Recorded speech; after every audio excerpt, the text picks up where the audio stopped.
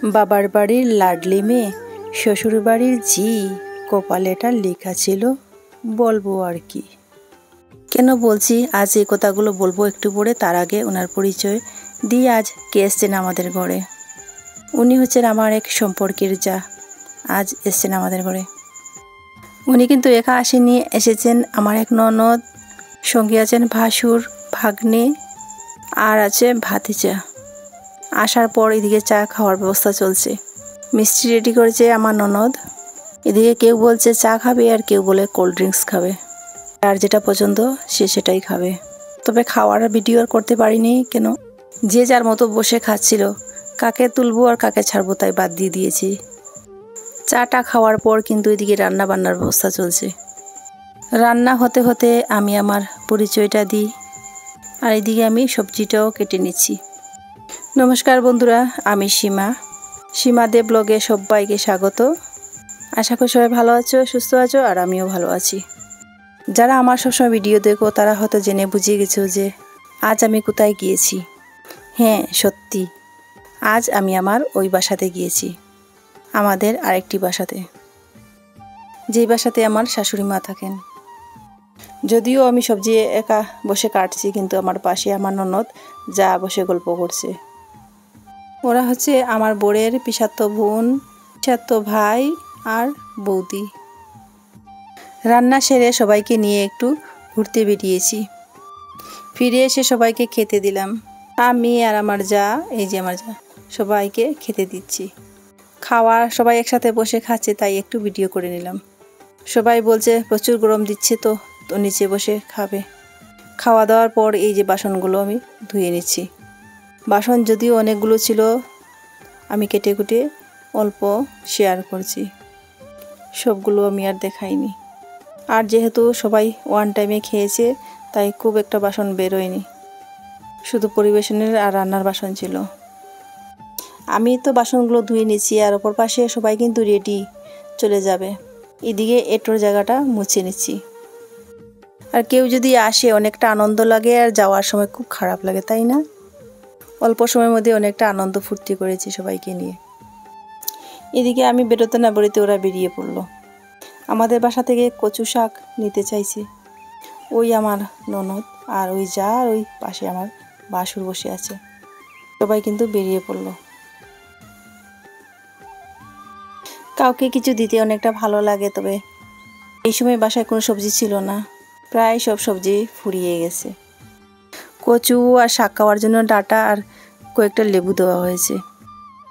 এক এক করে সবাই গাড়িতে উঠে পড়লো। যদিও বিকেল 5টা, তবুও কিন্তু প্রচুর রৌদ্র আর অনেকটা গরম লাগছিল এই সময়। আজ গরমে আমার খুব ক্লান্ত বোধ হচ্ছিল। এই সময় আমাদের ওইদিকে প্রচুর প্রচুর গরম দিচ্ছে, কি আর বলবো। এই তো ওদের গাড়ি ছেড়ে দিয়েছে, সবাইকে বাই বাই জানিয়ে চলে যাচ্ছে ওরা। ওদের গাড়ি ছেড়ে দিচ্ছে, ওরা চলে যাচ্ছে, আর এখন আমরাও চলে যাই বাসায়। উনি হচ্ছেন আমাদের শাশুড়ি মা। শাশুড়ি মার পায়ের অপারেশন হওয়ার পর থেকে এখন অল্প অল্প লাঠির সাহায্যে হাঁটতে পারেন। তারপর ওই আগে ধুয়ে রাখা বাসনগুলো এনে আমি গুছগাছ করে রেখে দিচ্ছি জায়গা মতো। আমার মুখ চেহারা দেখে তোমরা নিশ্চয়ই বুঝতে পারছো যে আমার আজ কী অবস্থা হয়েছে। এত রৌদ্র আর এত গরম লাগছিল আজ। ওরাও চলে গেছে, আর এখন বিকেলের কাজগুলো আস্তে আস্তে করে নিই। প্রথমে কিন্তু ঘরটা ঝাড় দিয়ে নিচ্ছি। এখানে বসে সবাই সুপুরি কেটে খেয়েছে, তাই সুপুরির খোসাগুলো এখানে ফেলে রাখা ছিল, তাই জায়গাটা ঝাড় দিয়ে নিলাম। ছোটোবেলা মা মারা যাওয়ার পর ভাই বোনের কাছে আমি ছোট ছিলাম। বাবা ভাই বোনের কাছে অতি আদর যত্ন সোহাগে বড় হয়েছি। পড়াশোনা শেষ হওয়ার পর বাবা ভাই নিজের দায়িত্ব কর্তব্য পালন করলেন আমাকে বিয়ে দিয়ে। শ্বশুর শাশুড়ি দেবর বরকে নিয়ে আমরা 5 জন ছিলাম সংসার। শ্বশুরবাড়ি আসার পর কোনো কাজ কাম কিছুই জানতাম না, রান্না বান্না খুবই কষ্ট হতো আমাকে। বিয়ের কিছুদিন পর ভাই খুবই অসুস্থ, 2টো কিডনি ফেল। কিছুদিনের মধ্যে আমাদেরকে ছেড়ে না ফেরার দেশে চলে যায়। সেই দুঃখে দুঃখিত বাবাও ব্রেন স্ট্রোকে আমাদেরকে ছেড়ে চলে গেলেন। কার কাছে গিয়ে বলবো, বলার জায়গা ছিল না। শাশুড়ি মা আমাকে কাজ শেখাতে খুবই কষ্ট হতো। মন মেজাজ ঠিকঠাক থাকলে শেখাতেন, রেগে গেলে তো আর রক্ষা নেই। কি করব, বলার তো জায়গা ছিল না আমার। বাবা থাকলে তো বাবার কাছে গিয়ে বলতাম, কেন বাবা আমাকে বিয়ে দিয়েছো। এইবার শ্বশুরবাড়ির আত্মীয় স্বজন, ছেলে সংসার, মাঝে মধ্যে বরের সাথে দোকানে বসা, সব কিছু সামলিয়ে অনেক কষ্টে চলতে হতো আমাকে। আজ দুটো সংসার, দুটো বাড়ি, যদিও আমাদের জয়েন্ট পরিবার, তবুও সবাই একসাথে খাওয়া দাওয়া, সব কিছু সামলাতে সামলাতে কেমন জানি অভ্যাসে পরিণত হয়েছি। সময়ের সাথে নিজেকে এত বদলিয়ে ফেলেছি, ভাবতেই পারি না। যে মেয়ে কোনোদিনই কাজ বাজ রান্নাবান্না কিছুই জানতো না, সংসার সম্পর্কে কোনো ধারণা ছিল না, আজ সেই মেয়ে দুটো পরিবারকে একসাথে সামলিয়ে কাজ বাজ, বাচ্চা, সংসার, পরিবার, মাঝে মধ্যে বরের সাথে দোকানে বসা, সব কিছু সামলিয়ে যখন চলতে পারি তখন নিজেকে কাছে অবাক লাগে। ভাবতে পারি না যে আমি জীবনে এত পরিবর্তন হতে পারবো। তখন নিজেকে আয়নার সামনে দাঁড়িয়ে প্রশ্ন করি, আমি কি সেই বাবার লাডলি মেয়ে? আজ বাবার লাডলি মেয়ে শ্বশুরবাড়ির ঝি।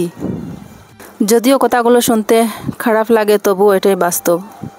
আমাদের জীবনের কাহিনী যে কত কষ্ট দুঃখের, মা থাকলে হয়তো মা।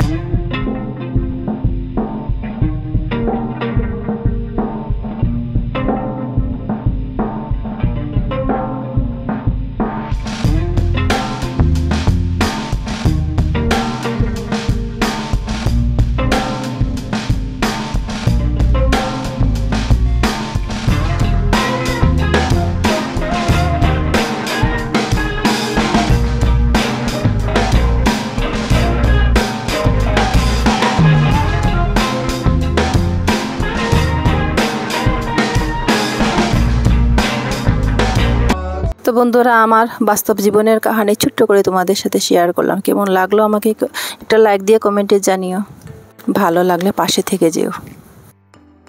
তাহলে আজ আসি, দেখা হচ্ছে পরবর্তী ভিডিওতে। সবাই সুস্থ থেকো, ভালো থেকো, সাবধানে থেকো, টাটা।